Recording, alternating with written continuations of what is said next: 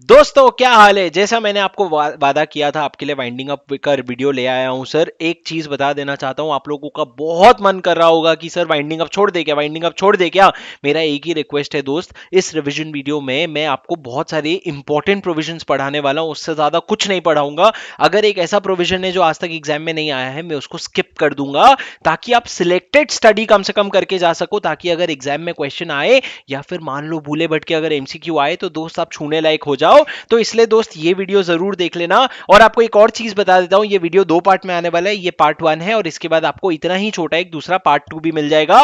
वो दोनों मिला के आपका वाइंडिंग अप खत्म हो जाएगा। और एक चीज बता दूं, अगर आपको ये पूरा वीडियो देखना है, अगर आपको वीडियो पूरा अंडरस्टैंड करना है, अभी एग्जाम है 2 दिन बाद तो बिल्कुल भी मत देखना, लेकिन अगर पूरा वीडियो देखना है आपको तो उसका भी मैं लिंक डिस्क्रिप्शन में डाल दूंगा, जहां वाइंडिंग अप का पूरा वीडियो 4 घंटे में कवर्ड है। अब सर सुनो, शुरू करते हैं बिना और डिले किए। सेक्शन 294 बताता है सर वाइंडिंग अप क्या होता है। वाइंडिंग अप क्या होता है दोस्त, वाइंडिंग अप मतलब या तो इस एक्ट के अंदर वाइंडिंग अप बोल लो, या फिर जो आपका इंसॉल्वेंसी बैंक्रप्सी कोड के अंदर लिक्विडेशन है वो भी वाइंडिंग अप हो जाता है। ये चैप्टर 4 पार्ट में बटा हुआ है। पार्ट 2 और पार्ट 4 आपके लिए रेलिवेंट नहीं है, रेलिवेंट है पार्ट 1 और पार्ट 3 जो सबसे ज्यादा इंपॉर्टेंट है। पार्ट 1 क्या कहते हैं sir, winding up by the tribunal. Sir अगर आज के डेट पे कोई आपको पूछे वॉलंटरी वाइंडिंग अप हो सकता है क्या, नहीं, जब से इंसॉल्वेंसी बैंक्रप्सी कोड आया है वो पार्ट जो है वो ओमिट हो गया है। और सर पार्ट 1 क्या है, वाइंडिंग अप ट्राइब्यूनल। जब आपका ट्राइब्यूनल जो नेशनल कंपनी लॉ ट्राइब्यूनल होता है वो आपकी कंपनी का वाइंडिंग अप करे तो आपका क्या प्रोविजन एप्लीकेबल होगा। और जो पार्ट 3 है जो मैं अगले वीडियो में कवर करूंगा, वो कुछ कॉमन प्रोविजन होंगे। अब आते हैं दोस्त पार्ट 1 क्या है। पार्ट 1 सर देखो, ये चैप्टर शुरू होता है सेक्शन 270 से, जाता है 365 तक। ऐसा लगता है बहुत सारे सेक्शन है, लेकिन इतने सारे सेक्शन नहीं है सर, आधे से ज्यादा तो ओमिट हो गए, आधे से ज्यादा इररिलेवेंट है।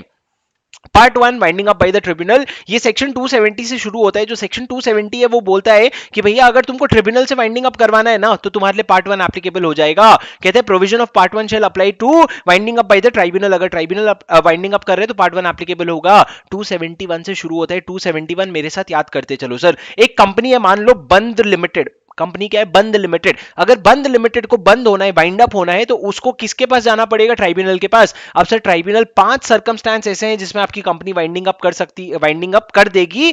धमका रही है सर, ये 5 चीजों में कुछ भी करोगे ना तो वाइंडिंग अप कर देंगे।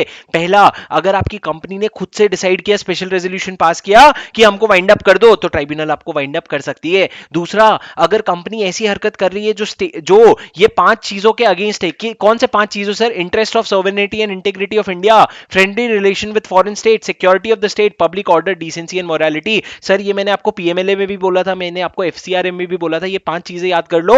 Integrity and sovereignty of India, friendly relations with the foreign states, security of the state, public order, morality and decency. अगर इसके अगेंस्ट आप एक्ट कर रहे हो, या फिर सर अगर रजिस्ट्रार ने, आरओसी ने, या फिर person authorised by central government ने एप्लीकेशन दिया कि भैया तुम्हारी कंपनी जो है वो फ्रॉड कर रही है और उसके वजह से it is proper that the company be wound up, दो कंडीशन सेटिस्फाई होनी चाहिए। या तो अफेयर्स फ्रॉडलेंटली कंडक्ट हो रहे हैं, या फिर कंपनी फॉर्म ही हुई है फ्रॉडलेंट या अनलॉफुल पर्पस के लिए, या फिर person carrying on the concern with the formation और management are guilty of fraud और मिसकंडक्ट। मतलब सर या तो कंपनी फ्रॉडलेंटली काम कर रही है, या फिर फ्रॉड के लिए बनी है, या फिर जो लोग कंपनी चला रहे हैं ना वो फ्रॉड है। और सर कंपनी को बंद कर देना सही चीज होगा, it is proper that the company be wound up. और ऐसा एप्लीकेशन कौन दे रहा है, या तो आरओसी दे रहा है, या फिर any person authorised by the state, central government. State government नहीं लिखा है दोस्त, सिर्फ सेंट्रल गवर्नमेंट लिखा है। तो दोस्त आपका कंपनी का वाइंडिंग अप हो सकता है। कौन करेगा, ट्राइब्यूनल करेगा। उसके बाद सर बहुत इंपॉर्टेंट प्रोविजन, अगर कंपनी ने अपने फाइनेंशियल स्टेटमेंट या एनुअल रिटर्न के फाइलिंग में डिफॉल्ट कर दिया है, और वो डिफॉल्ट पिछले 5 कंसेक्यूटिव फाइनेंशियल ईयर,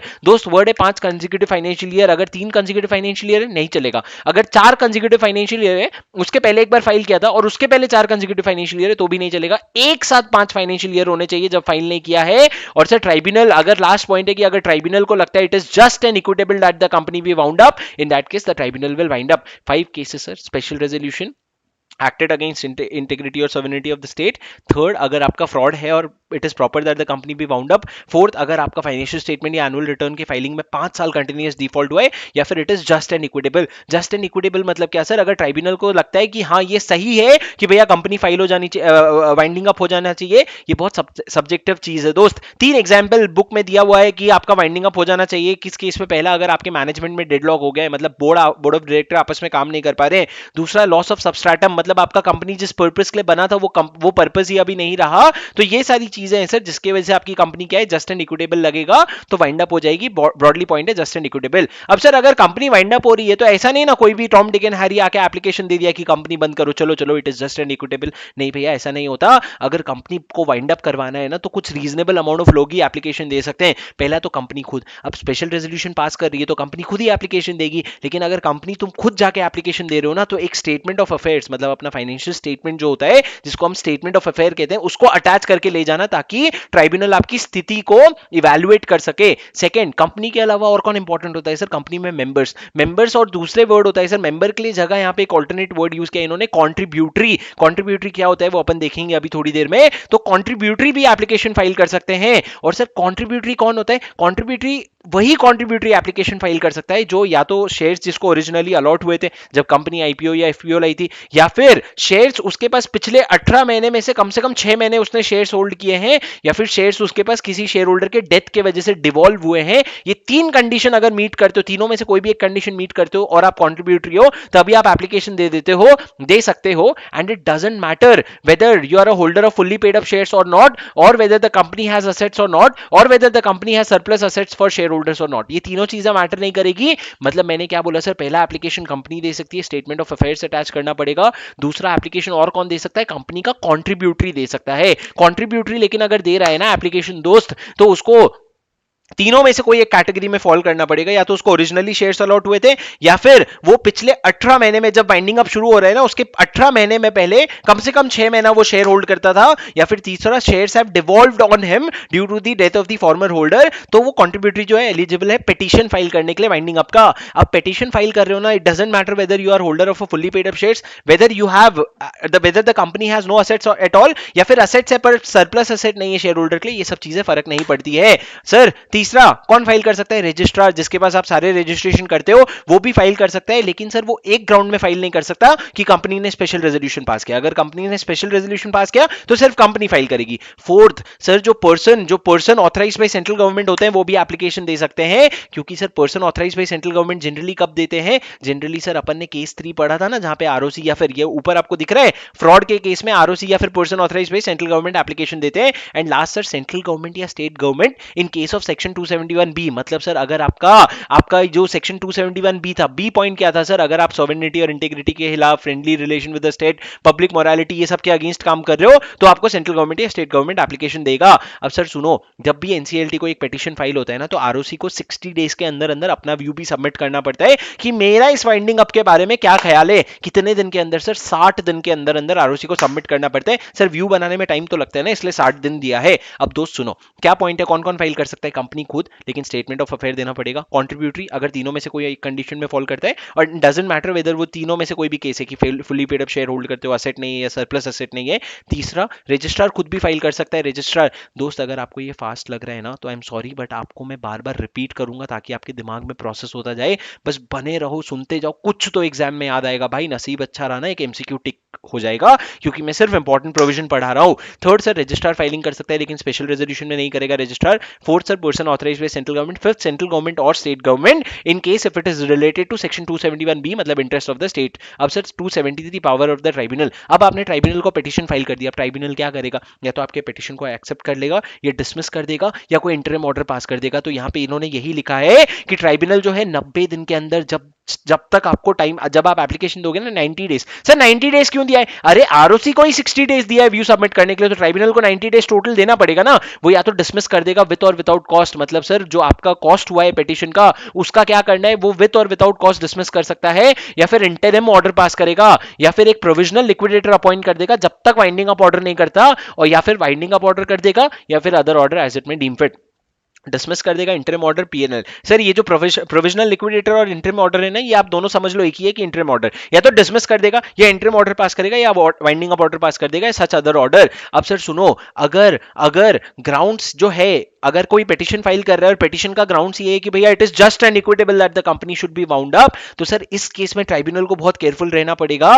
वो ऑर्डर ऑफ वाइंडिंग अप नहीं पास करेगा अगर उसको लगता है पहला कि भैया वाइंडिंग अप के अलावा कोई और रेमेडी अवेलेबल है, और sir the applicant is acting unreasonable by asking for winding up, वो वाइंडिंग अप बोल के बहुत गलत बोल रहा है, वाइंडिंग अप के अलावा भी और सोल्यूशन है, हम वो अप्लाई कर सकते हैं, क्योंकि भाई वाइंडिंग अप करना मजाक नहीं है, जान निकल जाती है सारे लोगों की। तो सर क्या ऑर्डर पास करेगा पावर ऑफ ट्राइब्यूनल, वो लिखा है section 274 direction for filing statement of the affairs. Sir सुनो, बहुत ज्यादा इंपॉर्टेंट नहीं है, लेकिन जैसे ही आपने सोचो, आप सोचो रिलायंस के अगेंस्ट आपने यहां पे वाइंडिंग अप का पिटीशन फाइल कर दिया, ट्राइब्यूनल ने पिटीशन एक्सेप्ट कर लिया, अरे जाके रिलायंस से तो भी पूछ लो। तो ट्राइब्यूनल क्या करेगा, रिलायंस के पास जाएगा और बोलेगा रिलायंस तू ना ऑब्जेक्शन है तो कोई ऑब्जेक्शन फाइल कर ले, या फिर तेरे को कोई स्टेटमेंट ऑफ अफेयर फाइल करना है तो वो स्टेटमेंट ऑफ अफेयर फाइल कर ले। कितने दिन के अंदर, जिस दिन हम नोटिस भेज रहे हैं ना उसके 30 डेज के अंदर अंदर, क्योंकि भैया 90 डेज में तो हमको रिवर्ट करना है ना। और अगर देखो 30 डेज से ज्यादा चाहिए, कोई स्पेशल सर्कमस्टांस है या फिर कोई कंटिजेंसी है, तो देखो 30 डेज से ज्यादा भी मिल जाएंगे। और सर ये तो हो गया रिलायंस को, जो पिटिशनर है ना उसको बोल सकता है भाई तू थोड़ा सा सिक्योरिटी डिपॉजिट भी फाइल कर दे,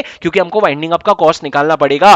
अगर सर कंपनी रिलायंस ने अगर स्टेटमेंट ऑफ अफेयर फाइल नहीं किया ना, तो उसका right to oppose petition stands forfeited, मतलब अब वो पिटिशन को अपोज नहीं कर सकता, एंड द डायरेक्टर्स और officers will be punishable under subsection 4। यहां पे क्या पेनल्टी है सर नॉन कंप्लायंस का, वो देख लो कि भैया आप जेल जाओगे अप टू 6 मंथ्स एंड और फाइन 25,000 टू 5 लाख रुपीज। और नॉट ओनली दैट सर, जो आपका नॉन कंप्लायंस है ना उसके अगेंस्ट एक एप्लीकेशन भी जा सकता है स्पेशल कोर्ट के सामने। कौन एप्लीकेशन फाइल करेगा, या तो आरओसी या प्रोविजनल लिक्विडेटरी या कंपनी लिक्विडेटरी या कोई भी और पर्सन।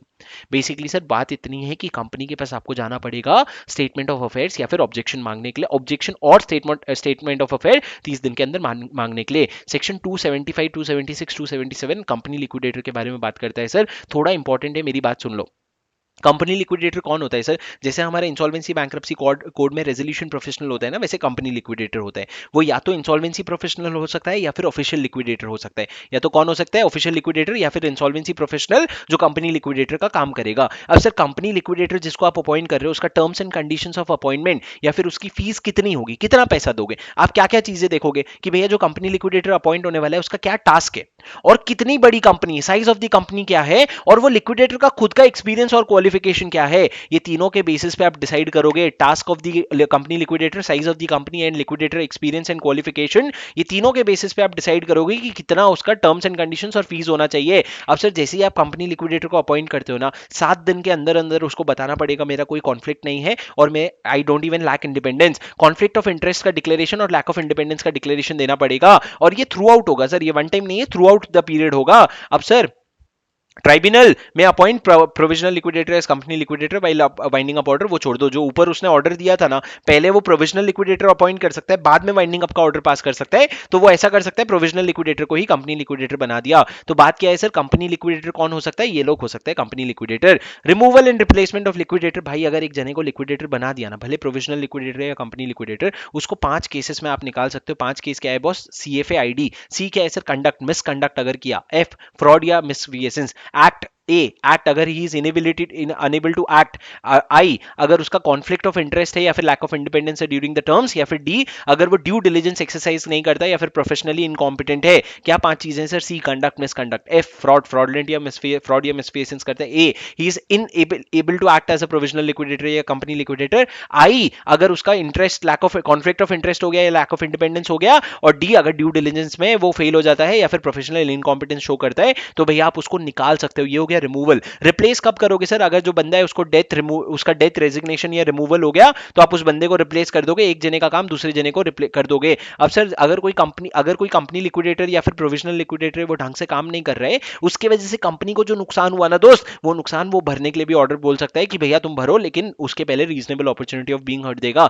सर कंपनी लिक्विडेटर का पॉइंट सिर्फ इतना ही याद करना है कि भैया उसको 7 दिन के अंदर अंदर, हम अपॉइंट करने के 7 दिन के अंदर अंदर उसको डिक्लेरेशन देना पड़ता है कॉन्फ्लिक्ट ऑफ इंटरेस्ट का और लैक ऑफ इंडिपेंडेंस का। Sir intimation to provisional liquidator and ROC and effect of winding up, 277 जो है ना सर, इसका हेडिंग सिर्फ intimation to PL and provisional liquidator and company liquidator and ROC है, लेकिन ज्यादातर ये बात करता है इफेक्ट ऑफ वाइंडिंग अप का ऑर्डर क्या होगा। सर देखो जैसे ही ऑर्डर पास होता है ना कि भैया तुम्हारी कंपनी वाइंड अप हो गई, तब क्या होगा, क्या क्या चीजें होंगी वो यहां पे लिखा है। सबसे पहले जैसे ही आप ऑर्डर पास करोगे वाइंडिंग अप का या अपॉइंटमेंट का, आप क्या करोगे, सबसे पहले जिसको अपॉइंट किया और आरओसी को, दोनों को इंटीमेट कर दोगे 7 दिन के अंदर अंदर कि भैया तुम्हारा अपॉइंटमेंट हो गया। Intimate to PLCL provisional liquidator company liquidator and ROC within 7 days. Sir जैसे ही आपके पास ऑर्डर आएगा जाएगा ना, आरओसी क्या करेगा, एक चला गया आरओसी के पास, एक चला गया कंपनी लिक्विडेटर के पास। आरओसी क्या करेगा, आरओसी अपने रिकॉर्ड्स में उसको नोट करेगा, ऑफिशियल गैजेट में पब्लिश करेगा, और अगर लिस्टेड कंपनी है तो स्टॉक एक्सचेंज को भी देगा। क्या क्या करेगा सर, अपने make an endorsement to the effects in the record. Endorsement in the records मतलब क्या, नोट करेगा अपने रिकॉर्ड में,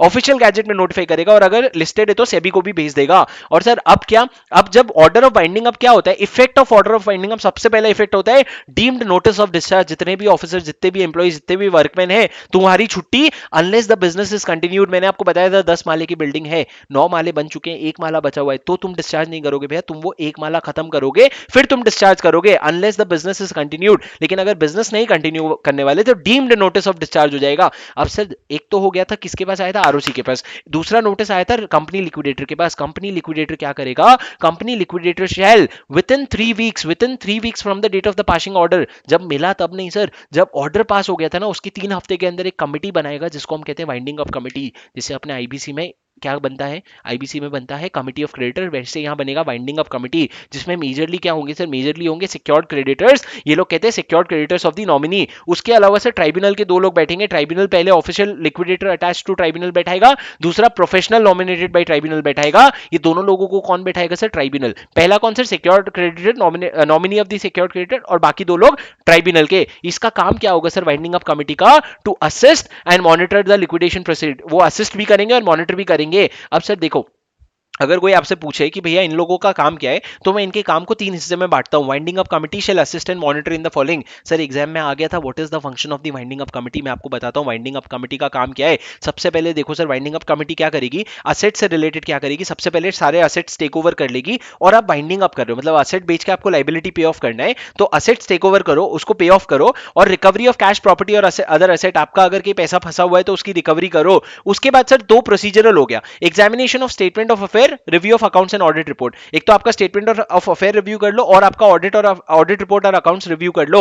उसके बाद क्रेडिटर से रिलेटेड 2 पॉइंट हो गए सर, आपके असेट तो फाइनलाइज हो गए, अब क्रेडिटर भी तो देखो, लिस्ट ऑफ क्रेडिटर और कॉन्ट्रीब्यूटरी फाइनलाइज करो, और जो भी आपके पास क्लेम्स आए हैं ना उसको या तो कॉम्प्रोमाइज करो, मतलब उनको बोलो भाई 100 रुपए छोड़ना 50 रुपए में काम चला ले, या फिर उनको अबैंडन कर दो, या फिर सेटल कर दो। And sir payment of dividend and other functions as may be specified by the tribunal. Sir एक बार वाइंडिंग अप कमिटी का फंक्शन एग्जाम में आ गया था, उसका काम क्या है, सारे असेट्स लेना, असेट्स को सेल करना, कैश का प्रॉपर्टी का रिकवरी करना, और असेट से रिलेटेड लाइबिलिटी होता है तो लाइबिलिटी को सेटल फाइनलाइज करना और सेटल करना। और उससे के बाद सर अकाउंट से रिलेटेड क्या काम आ गया, अकाउंट्स को रिव्यू कर लेना, स्टेटमेंट ऑफ अफेयर को एग्जामिन कर लेना, बहुत पैसे है तो डिविडेंड जो तुमने डिक्लेयर किया पे नहीं किया उसको पेमेंट कर देना, and other functions as may be described. Sir ये सारी चीजें किसको करनी पड़ेगी, कंपनी लिक्विडेट जो कमिटी बाइंडिंग अप कमिटी है, company liquidator winding up committee की मीटिंग को बुलाएगा हमेशा सर। इंसॉल्वेंसी जैसे रेजोल्यूशन प्रोफेशनल होता है सीओसी की मीटिंग बुलाते हैं, वैसे कंपनी लिक्विडेटर बुलाएगा। अब सर सुनो, company liquidator to place before the tribunal minutes of the meetings on a monthly basis, मतलब सर हर महीने आपको मंथली बेसिस से, अब ये तीनों पॉइंट जो है ना सर रिपोर्ट से रिलेटेड है। अब आप एक ड्राफ्ट रिपोर्ट बनाओगे, ड्राफ्ट फाइनल रिपोर्ट बना करके आप किसको दोगे, वाइंडिंग अप कमिटी को अप्रूवल के लिए। जैसे ही वाइंडिंग अप कमिटी उस रिपोर्ट को अप्रूव कर दे, आप उस रिपोर्ट को लेके चले जाओगे ट्राइब्यूनल के पास कि भैया देखो हमारा रिपोर्ट बन गया, वाइंडिंग अप का प्लान पूरा बन गया है। समझ रहे हो, चलो sir 278 effect of winding up order छोड़ दो, 279 इंपॉर्टेंट था सर, लेकिन अभी May 21 एग्जाम में आ गया तो not sure how important it is, but बहुत बार रिपीट करने की टेंडेंसी होती है एग्जामिनर की, तो सुन लो क्या लिखा है सर। अगर आपका वाइंडिंग अप का ऑर्डर हो गया ना तो आपके खिलाफ कोई भी नया सूट्स या प्रोसीडिंग्स चालू नहीं होगा, और जो पेंडिंग प्रोसीडिंग्स है ना वो स्टॉप हो जाएगा। लेकिन अगर आपको कोई प्रोसीडिंग चालू करनी है तो आपको एनसीएलटी का अप्रूवल लेना पड़ेगा, और जब आप एनसीएलटी को अप्रूवल के लिए एप्लीकेशन दोगे ना तो एनसीएलटी के पास 60 डेज का टाइम है जिसमें उसको रिवर्ट करना पड़ेगा कि भाई तुम ये प्रोसीडिंग्स कर सकते हो कि नहीं कर सकते हो। ये जो प्रोसीडिंग, ये जो रेस्ट्रिक्शन है ना, ये एप्लीकेबल नहीं होगा अगर आप सुप्रीम कोर्ट या हाई कोर्ट के पास अपील फाइल करने जा रहे हो। मैंने क्या बोला दोस्त, अगर आपका वाइंडिंग अप का ऑर्डर आ गया, कोई भी सूट्स या लीगल प्रोसीडिंग्स इनिशिएट नहीं होगा, और जो पेंडिंग है ना वो प्रोसीड नहीं होगा। लेकिन अगर आपको प्रोसीड करना है तो you can take leave of the tribunal. अगर आप लीव लेने जा रहे हो तो आपको 60 डेज के अंदर ट्राइब्यूनल हाँ या ना बोल देगा। 280 जुरिस्डिक्शन ऑफ द ट्राइब्यूनल, कोई जरूरत नहीं है दोस्त। 281 submission of the company, submission of report by the company liquidator. दोस्त सुनो, ये क्या बात कर रहे हैं, सिमिलर टू इंफॉर्मेशन मेमोरेंडम, जैसे अपने इंसॉल्वेंसी बैंक्रप्सी कोड में इंफॉर्मेशन मेमोरेंडम होता था ना, वैसे यहाँ पे एक रिपोर्ट बनेगा जिसको हम कहते हैं, जो कंपनी लिक्विडेटर बनाएगा उसको सबमिट करना पड़ेगा किसको, उसको सबमिट करना पड़ेगा ट्राइब्यूनल को। With in 60 days of the order of the winding up and appointment, the company liquidator shall furnish a report to the tribunal containing the following thing। बस सर फर्क ये है, इंफॉर्मेशन मेमोरेंडम का purpose अलग होता था, company ये जो रिपोर्ट है इसका पर्पस अलग है। यहाँ पे रिपोर्ट का पर्पस ये है कि रिपोर्ट देख के ट्राइब्यूनल को समझे कि कंपनी की पोजीशन क्या है और उस हिसाब से वो टाइम लिमिट दे कि कितने टाइम लिमिट में तुमको वाइंडिंग अप करना है। तो यहाँ पे रिपोर्ट में तुम क्या क्या दोगे दोस्त, मेरे को ये नीचे टेबल पे आ जाना। तो ये टेबल में मैंने समराइज कर दिया आपको क्या क्या देना पड़ेगा। आपको असेट से रिलेटेड कुछ पॉइंट्स देने पड़ेंगे, जैसे आपकी कंपनी के कितने असेट्स हैं, कितना कैश है, क्या नेगोशिएबल इंस्ट्रूमेंट है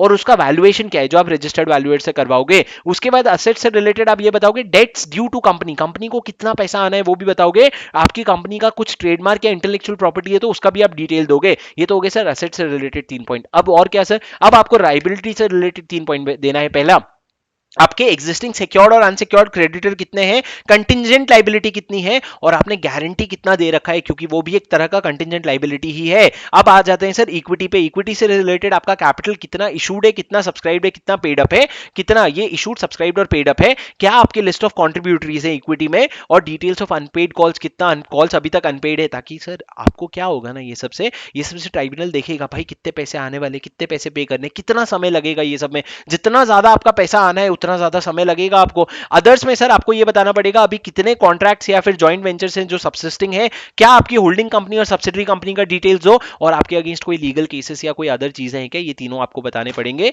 असेट से रिलेटेड 3 पॉइंट, लायबिलिटी, इक्विटी और अदर्स। सर एक बार मेरे साथ याद कर लो, असेट से रिलेटेड आपके सारे असेट्स, कैश और नेगोशिएबल इंस्ट्रूमेंट का डिटेल। ये एनआईएस मतलब पता नहीं सर मैंने क्या सोच के लिखा, वो नेगोशिएबल इंस्ट्रूमेंट होना चाहिए। Second, debt due to the company. Third, trademark और इंटेलेक्चुअल प्रॉपर्टी। लायबिलिटी के केस में क्या है दोस्त, एक्जिस्टिंग लायबिलिटी कितना है, कंटिंजेंट लायबिलिटी कितना है इंक्लूडिंग गारंटी। इक्विटी के केस में आपका capital issued subscribe paid up कितना है, और अदर केस में ये सारी चीजें। दोस्त एग्जाम में नहीं आ सकता, लेकिन अगर आ गया तो आपको ये इतना इजी है चारों पॉइंट कि आपको याद हो जाना चाहिए। ये क्या पढ़ रहे हैं सर आप, जो रिपोर्ट कंपनी लिक्विडेटर बना करके किसको देगा, कंपनी लिक्विडेटर बना करके जो ट्राइब्यूनल को देगा, उसमें क्या क्या चीजें आएगी। अब सर देखो, आपको रिपोर्ट में ये सारी चीजों के अलावा दो और चीज इंक्लूड करना पड़ेगा कि भैया कि कंपनी के फॉर्मेशन में फ्रॉड या मैनेजमेंट में फ्रॉड तो नहीं है, the manner in which the company is promoted और formed and the opinion whether fraud is committed by any person in promotion और फॉर्मेशन। आपने क्या फ्रॉड किया है, उस पे भी आपको कंपनी लिक्विडेटर को अपना रिपोर्ट देना पड़ेगा। क्योंकि देखो बॉस, अगर एक कंपनी का बंद हो रहे हो और अगर उस कंपनी में फ्रॉड हुआ था ना, तो कंपनी लिक्विडेटर जैसे ही अपने रिपोर्ट में लिखेगा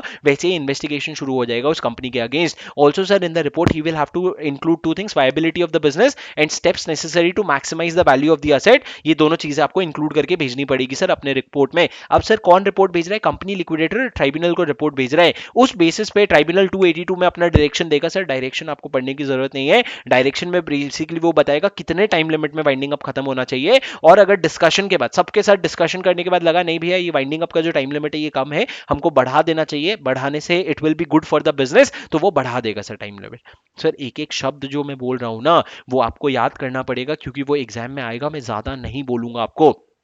सर सुनो, 282 डायरेक्शन ऑफ द वो था, वो छोड़ दो। 281 इंपॉर्टेंट था। 281 में कंपनी लिक्विडेटर ने रिपोर्ट दिया। अब सर 283 है custody of the company property. Sir देखो, अगर कंपनी का प्रॉपर्टीज जो है ना वो सारा will be deemed to be in the custody of home, to be deemed to be in the custody of home, company liquidator और provisional liquidator on the date of finding up, सारी चीजें deemed हो जाएगी। And sir नहीं sorry, it will be deemed to be in the custody of the tribunal, लेकिन उसका position कौन ले लेगा सर, कंपनी लिक्विडेटर। और सर अगर ट्राइब्यूनल को लगता है कि कोई कॉन्ट्रीब्यूटरी है, कोई बैंकर है, ट्रस्टी, रिसीवर, एजेंट, ऑफिसर या other employ of the company है जिसके पास कंपनी के एसेट्स पड़े हुए हैं, प्रॉपर्टीज पड़े हुए हैं, तो वो ऑर्डर करेगा कि वो ला करके कंपनी को दे दो। कोई इंपॉर्टेंट बात नहीं है सर, जाने दो। Section 284 promoter, director etcetera cooperate with company liquidator. हाँ सर, अगर लिक्विडेशन हो रहा है तो कंपनी को वाइंडिंग अप हो रहा है तो सारे लोगों को कोऑपरेट करना पड़ेगा।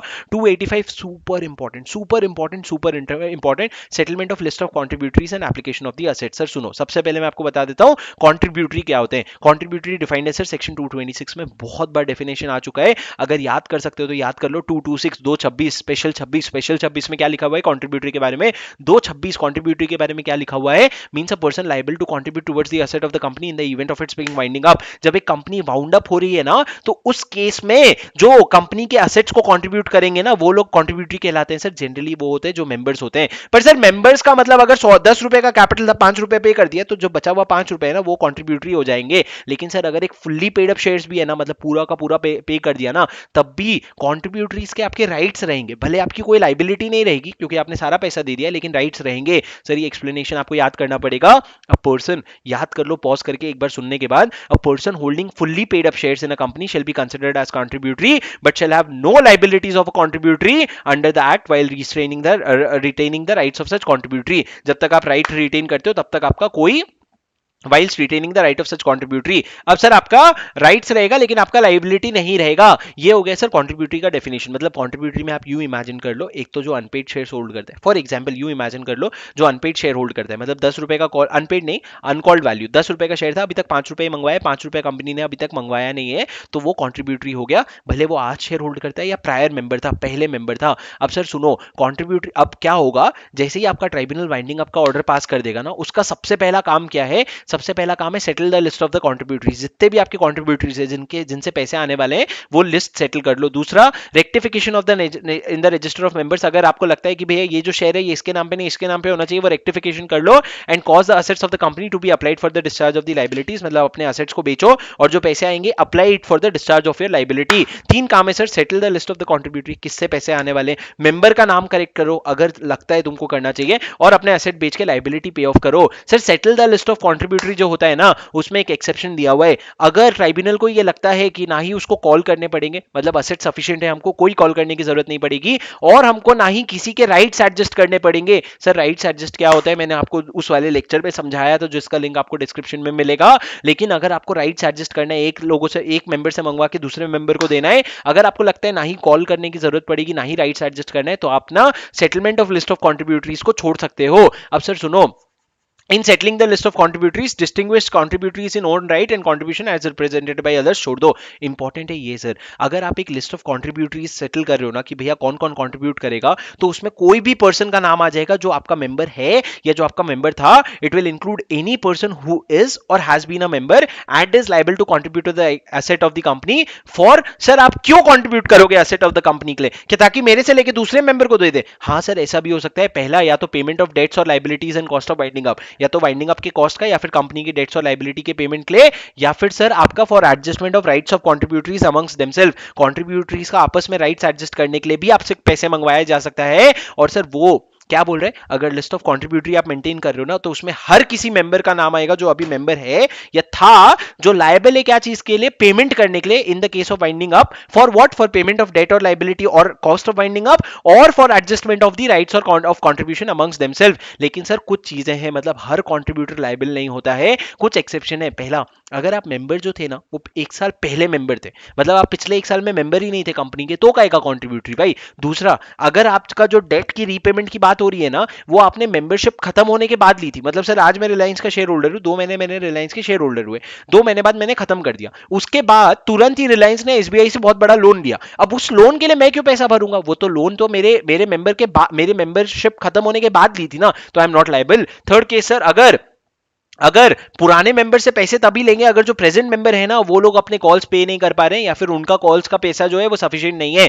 3 केस एक्सेप्शन है सर। पहला, अगर आप पिछले 1 साल पहले मेंबर थे, पिछले 1 साल में आप मेंबर नहीं थे, a person who has been a member shall not be liable to contribute if he ceases to be a member for more than 1 year preceding the winding up. Winding up से 1 साल पहले से ज्यादा आप seize कर चुके हो in respect of debts और liability contracted after he cease to be a member, या फिर आप कभी भी सीज किए लेकिन आपका डेट्स और लाइबिलिटी जो है contracted after you cease to be a member. तीसरा सर, अगर अगर अगर प्रेजेंट मेंबर जो है वो unable to satisfy required contribution, तभी आप पुराने मेंबर्स के पास जाओगे। अब सुनो सर, अगर कंपनी लिमिटेड बाई शेयर्स है ना, तो अनपेड अमाउंट तक ही मंगवा सकते हो, और अगर कंपनी लिमिटेड बाई गारंटी है ना, तो जितना उन्होंने गारंटी दिया था सिर्फ उतना ही मंगवा सकते हो, उससे ज्यादा नहीं मंगवा सकते। यहाँ पे ये लिखा हुआ है सर, यही चीज है, यही इंपॉर्टेंट है, 1 साल का टाइम लिमिट, और अगर जो डेट या लाइबिलिटी है that was contracted after you cease to be a member, यही इंपॉर्टेंट है सर। 285 बहुत इंपॉर्टेंट था। 286 286 से लेके बहुत कम इंपॉर्टेंट है सर। ऑब्लिगेशन ऑफ, मतलब एक सेकंड, जो पार्ट 2 में बनाऊंगा वीडियो में वो बहुत इंपॉर्टेंट है, लेकिन इस वीडियो में शायद ज्यादा इंपॉर्टेंट नहीं है, फटाफट सुन लो।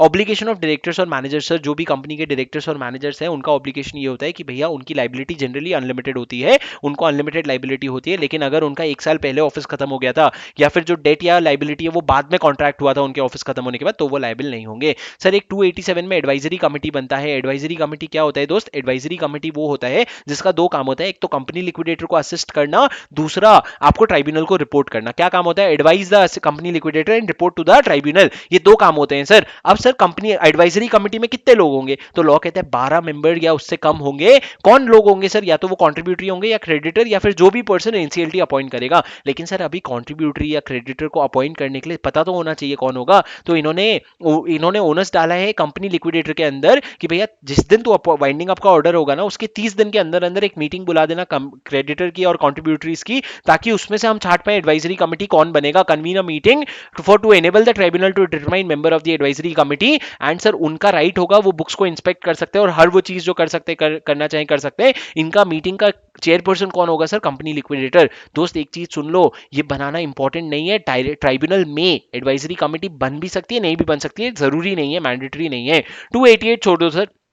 299 powers and duties of company liquidator में आपको नहीं पढ़ा रहा हूं, क्योंकि अगर आप इंसॉल्वेंसी बैंक्रप्सी कोड पढ़ रहे हो जिसमें ज्यादा टाइम देने वाले हो, उसमें मैंने आपको याद करवाया है इंसॉल्वेंसी रेजोल्यूशन प्रोफेशनल का या आईआरपी का पावर क्या होता है। यहां पे वो सेम ही पावर है सर, बिजनेस कंडक्ट करना, प्रॉपर्टीज अपने कंट्रोल में लेना, कंपनी को as a going concern conduct करना, कोई भी पैसे रेज करना, सूट्स और प्रोसिक्यूशन देखना, क्लेम सेटल करना, इंस्पेक्ट करना, रैंक प्रूव करना, प्रोफेशनल असिस्टेंस लेना अगर उसको लेना है तो, and all such action as is necessary for the purpose of the winding up. 291 professional, sir मैं भगा नहीं रहा हूं, वो इंपॉर्टेंट प्रोविजंस नहीं है, ठीक है, टेंशन मत लो। 291 professional assistance to company liquidator. अगर कंपनी लिक्विडेटर को लगता है अरे मेरे को किसी का असिस्टेंस चाहिए, chartered accountant, company secretary, CMA का, तो वो असिस्टेंस ले सकता है, लेकिन उसको ट्राइब्यूनल का अप्रूवल लगेगा सर। ट्राइब्यूनल के अप्रूवल के बाद ही वो होशियारी मारेगा।